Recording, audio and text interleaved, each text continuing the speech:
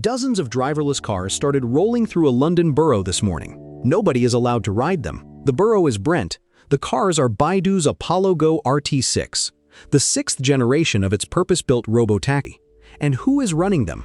Freenow, the taxi app Lyft bought last year for $197 million. That's the whole play. Lyft didn't build a European robotaxi business. It bought one and plugged Baidu's cars in. There's a safety operator in every seat for now.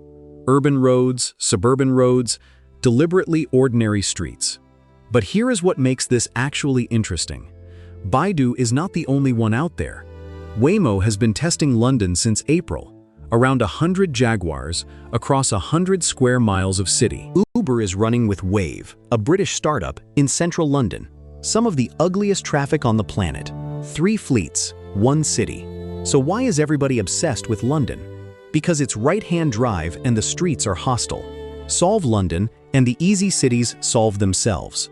Which is exactly why Baidu warmed up in Hong Kong first. Its first right-hand drive market. Now the catch.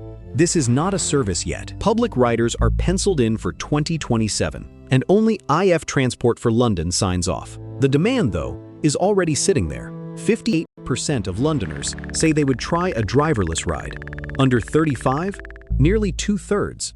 So the people most ready to get in the car are the ones who legally can't.